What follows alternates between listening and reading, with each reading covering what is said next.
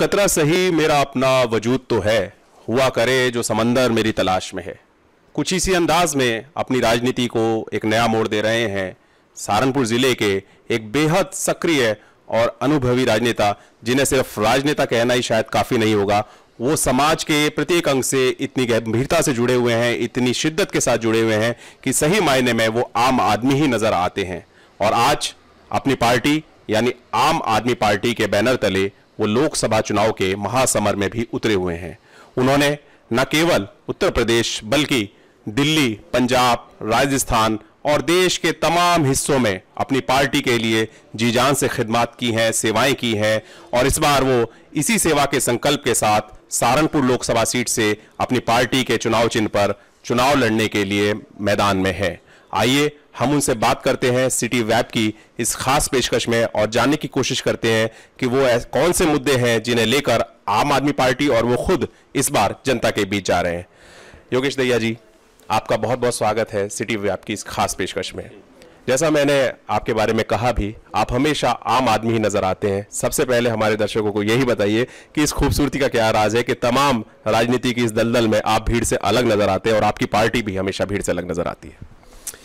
देखिए, मैं किसी राजनीतिक पृष्ठभूमि से नहीं आता हूं। मेरे वालिद साहब, मेरे दादा वगैरह कोई कभी राजनीति में नहीं रहा। मैं एक सामाजिक जीवन में 1996 में आया था। 2009 से एक आंदोलनकारी रूप में हम लोग गन्ने के आंदोलन के ऊपर आए थे।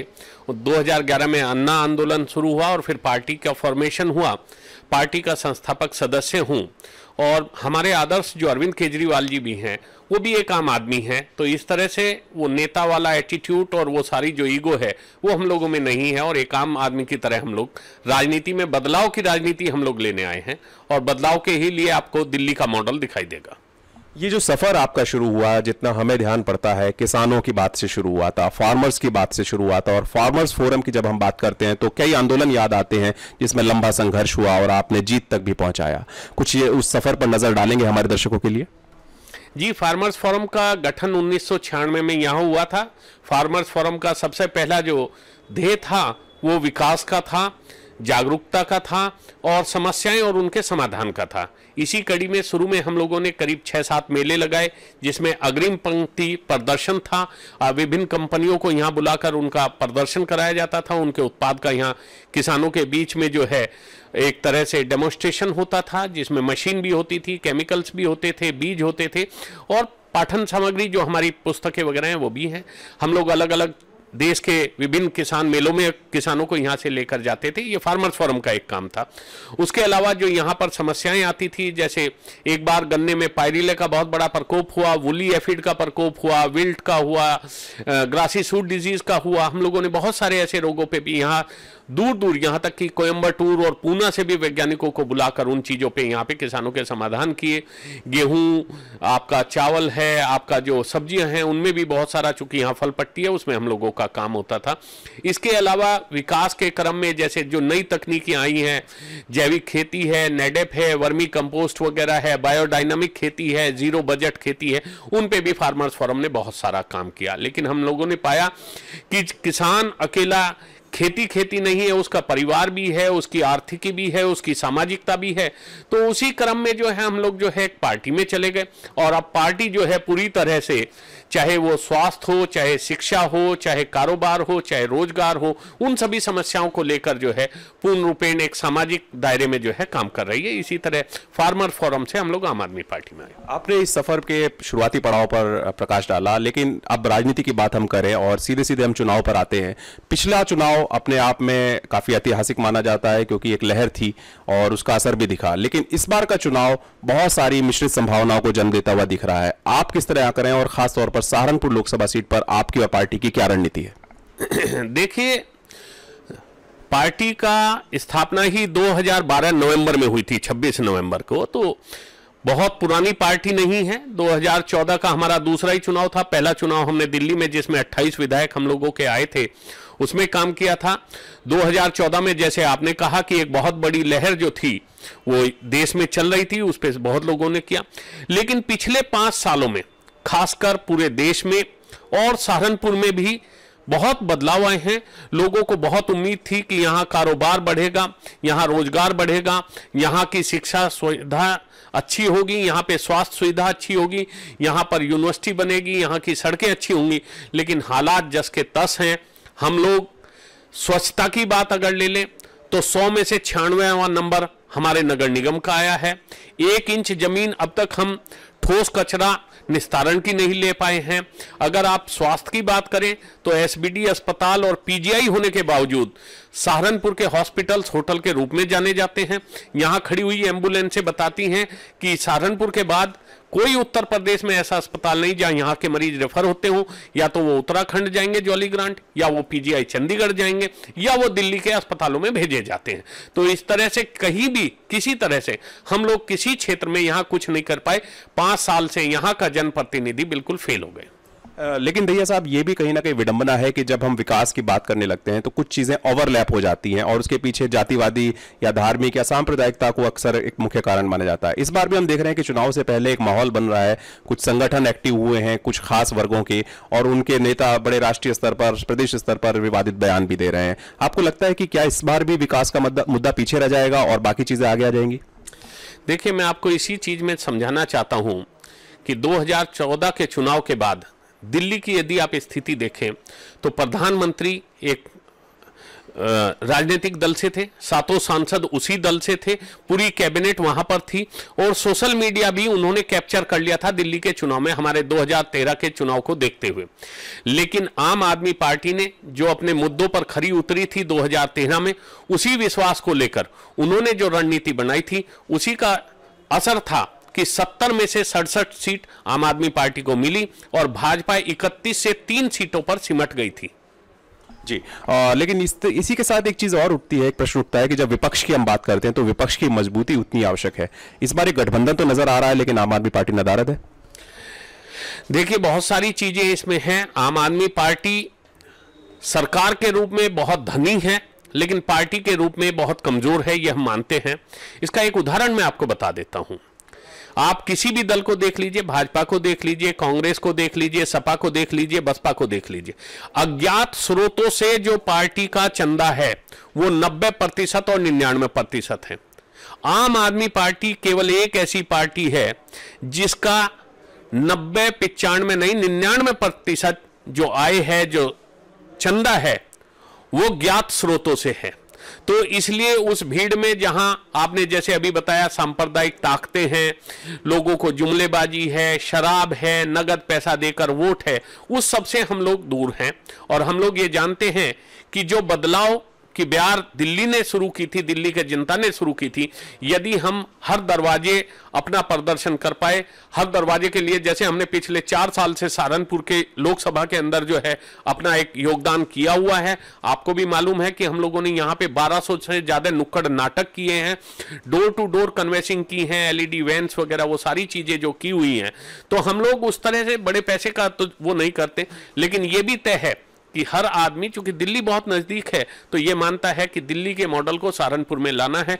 इसीलिए आप देखते हैं कि सहारनपुर में अगर कोई दिखाई दे रहा है तो वो आम आदमी पार्टी, और खासकर युवाओं का रुझान, चूंकि जो हमारी सामाजिकता है, जो खेलों के प्रति आम आदमी पार्टी का यहाँ रुझान है, जो आपके नाटक का और अन्य कलाओं का, चाहे वो कला प्रदर्शनी हो, चाहे कुश्ती हो, कबड्डी हो, आपका बैडमिंटन हो, सभी चीजों में आम आदमी पार्टी आपको मुख्यतः दिखाई देगी। चाहे मेला गुगाल हो, उसके हर कार्यक्रम में आपको आम आदमी पार्टी ही दिखाई देगी। निश्चित रूप से सक्रियता आपकी निरंतर बनी रही है, लेकिन जब बात चुनावी मुकाबले की हो तो बहुत सीधे और सपाट शब्दों में शायद जवाब की अपेक्षा की जा सकती है आपसे। किससे सीधा मुकाबला मान रहे हैं, क्योंकि 3 या 4 दल हैं, प्रमुख लोकसभा चुनाव है, लेकिन किससे आपको लगता है कि सीधी सीधी आपकी फाइट है और कहीं ना कहीं संघर्ष में वही पार्टी रहने वाली है? ये सवाल उल्टा मैं आपसे पूछूंगा। 2 आदमी जो एक वर्ग विशेष के हैं, वो एक दूसरे को हराने में लग रहे हैं।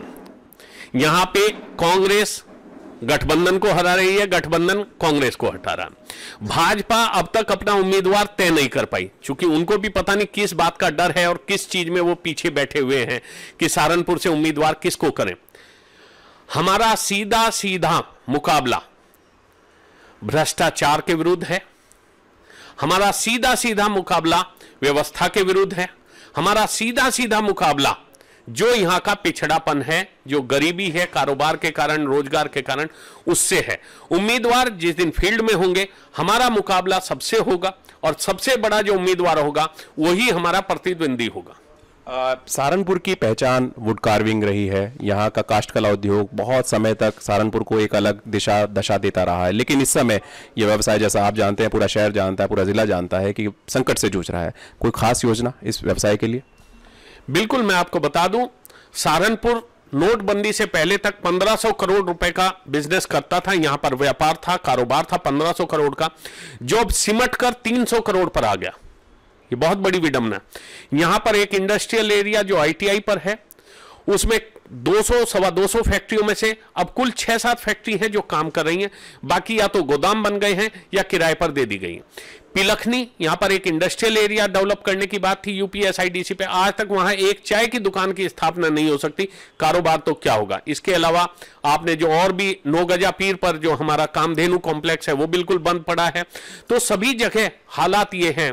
और जो मौजूदा सांसद महोदय हैं, इन्होंने तो इतना विकास किया है कि शुरू होते ही सबसे पहले सड़क दूधली कांड, एक जाति संप्रदाय के साथ जो है वो झगड़ा लिया। सहारनपुर के कप्तान साहब को उनके घर में नजरबंद कर दिया, उनके परिवार को बैल खाने में जाके शरण लेनी पड़ी। उससे भी नहीं रुके, उसके बाद शब्बीरपुर कांड, उसके बाद रामनगर कांड, उसके बाद ये कांड। तो यहां पर चाहे वो दलित हो और चाहे वर्ग विशेष मुस्लिम हो, उनके साथ पूरा इन्होंने जातीय संप्रदाय में झोंक के रखा 5 साल तक।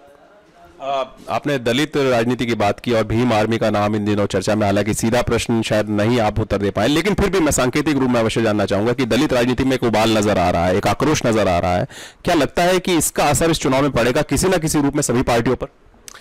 देखिए, मैं आपको एक बात बता दूं कि ये केवल एक चुनावी स्टंट है, एक राजनीतिक मुद्दा इसको बनाया गया है। आपने देखा, कभी वो अपने आप को कांग्रेस का मोहरा बताने लगते हैं, कभी वो बसपा में बुआ जी कहने लगते हैं, जबकि बसपा अध्यक्ष ने भी उनको रिजेक्ट कर दिया। कभी वो सीधे सीधे अपने आप को भाजपा से जोड़ते हैं और ये बताते हैं कि मैं भाजपा के एबीवीपी में और बजरंग दल में पदाधिकारी रहा हूं।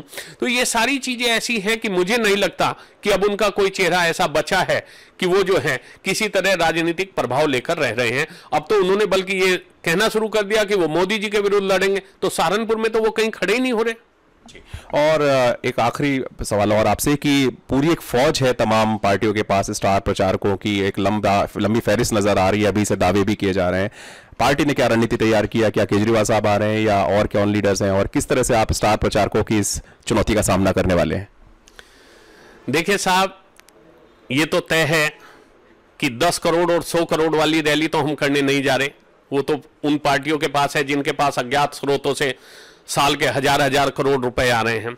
लेकिन जहां तक सच्चाई बोलने की बात है, मैं भी पार्टी का संस्थापक सदस्य हूं, मैं भी राष्ट्रीय कार्यकारिणी सदस्य रहा हूं, उत्तराखंड प्रभारी रहा हूं, राजस्थान प्रभारी रहा हूं और 2014 का चुनाव लड़ा हूं। हाँ, उत्तर प्रदेश के प्रभारी श्री संजय सिंह जी के आने का यहाँ प्रोग्राम है। मनीष सिसोदिया जी को यहाँ पर आने के लिए न्योता दिया गया है और अरविंद केजरीवाल जी का भी एक रोड शो कराने का यहाँ पर प्रोग्राम है। आखिरी संदेश के रूप में आप कोई बात कहना चाहें मतदाताओं तक, क्योंकि भ्रमित करने के भी तमाम प्रयास किए जा सकते हैं, और भी चीज़ हो सकती है। आप अपनी पार्टी की रणनीति के अनुरूप कोई बात कहना चाहेंगे, वो संदेश या शुभकामना, और होली की शुभकामनाओं के साथ आप कुछ बात कहना चाहेंगे तो जरूर। देखिए, होली रंगों का त्योहार है और हम ये चाहते हैं कि चाहे होली हो, दिवाली हो, ईद हो, ये हर रोज मने। देश से एक जो ये डर की खेती हो रही है, ये बिल्कुल खत्म हो जाए। और सबसे बड़ी बात ये है, लोकतंत्र में सबसे मजबूत चीज जो है वो आपका मतदान का अधिकार है। आप इस अधिकार का पूर्ण उपयोग करें और हर आदमी मतदान के लिए इस हवन कुंड में अपनी आहुति जरूर दे। आप सभी लोग मतदान करें, यही सबसे जरूरी काम है। मैं खुश हूं, औजार बन तू ही बन हथियार, और वक्त करेगा फैसला कौन हुआ बेकार। कुछ इसी अंदाज में अपनी बात को धार दे रहे हैं, अपनी रणनीति को धार दे रहे हैं योगेश दहिया जी। और ऐसा लगता है, ऐसा प्रतीत होता है कि जिस सादगी के साथ वो जनता के बीच जाने की कोशिश कर रहे हैं, कहीं ना कहीं अपने संदेश को पहुंचाने में काफी हद तक सफल है। लेकिन ये देखना भी निश्चित रूप से काफी दिलचस्प होगा कि अभी चुनावी शुरुआत है और आने वाले कुछ वक्त में चुनाव कई मोड़ ले सकता है, कई बदलाव कर सकता है। तो हम इस पर नजर रखेंगे। लेकिन साथ साथ फिर से बहुत बहुत शुभकामनाएं और धन्यवाद दहिया साहब का कि उन्होंने होली के इस मौके पर सिटी वेब से एक खास बातचीत की। आप सबका भी बहुत बहुत शुक्रिया। देखते रहिए सिटी न्यूज़, हर पल की न्यूज़ के लिए।